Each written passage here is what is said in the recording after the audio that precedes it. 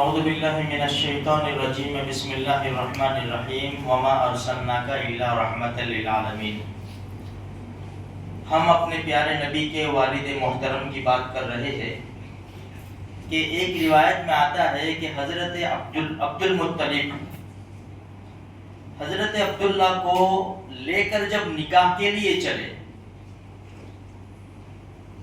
تو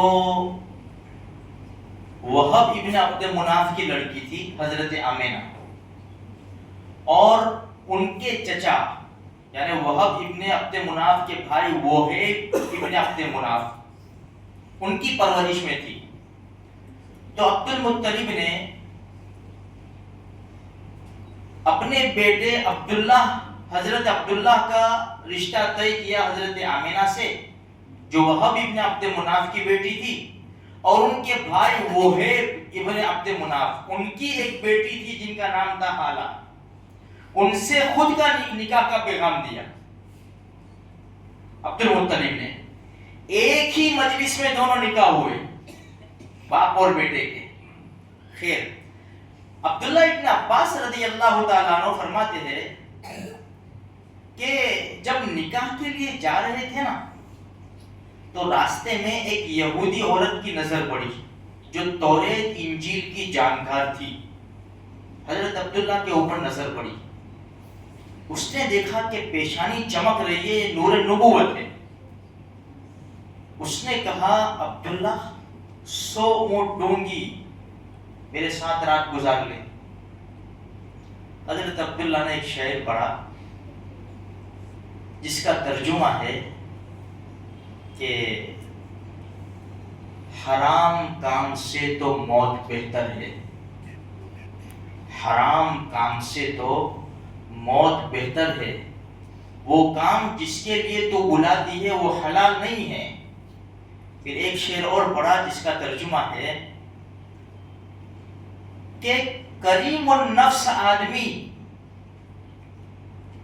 ناجائز اور حرام کاموں سے اپنے دین اور ایمان کی حفاظت کیا کرتا ہے، یعنی حرام کام کر کے اپنے دین کو وہ خراب نہیں کرتا۔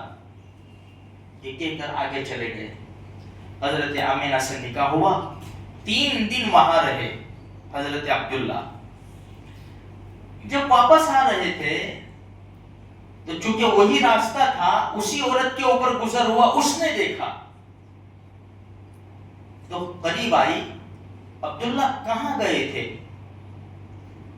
تو کہا کہ وہب ابن عبد مناف کی لڑکی آمینہ سے میرا نکاح ہو گیا اور میں 3 دن وہاں رہا۔ عبداللہ بدکار عورت نہیں ہوں میں، جو 100 اونٹ کا آفر کیا تھا بدکاری کی وجہ سے نہیں۔ عبداللہ تیری پیشانی کے اوپر نور نبوت چمک رہا تھا، میرے مقدر میں نہیں تھا، جس کے مقدر میں تھا وہاں منتقل ہو گیا، بس اب جاؤ۔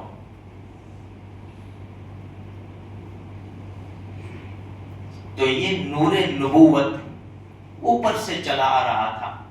اسی لیے میں نے پرسوں بھی کہا تھا کہ ہمارے نبی کے باپ داداؤں میں سے کسی نے بھی زنا نہیں کیا، کسی نے بھی زنا نہیں کیا۔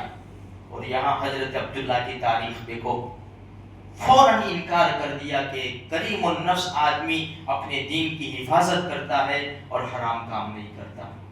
بس یہی پیغام ربیع الاول کا مہینہ دیتا ہے ہمیں، اپنے دین کی حفاظت کرو، حرام اور ناجائز کاموں سے، حرام اور ناجائز لقمے سے، حرام اور ناجائز دیکھنے اور سوچنے سے ہمیں اپنے آپ کو ضرور بچانا چاہیے تاکہ ہمیں اپنے ایمان کی حفاظت ہو جائے۔ میرے بھائیوں، بس اللہ تبارک و تعالیٰ مجھے آپ کو سارے مسلمانوں کو نبی کریم صلی اللہ علیہ وسلم کی سچی محبت نصیب فرماوے اور ان کی بتائی ہوئی تعلیم کے مطابق زندگی گزارنے کی توفیق عطا فرمائے۔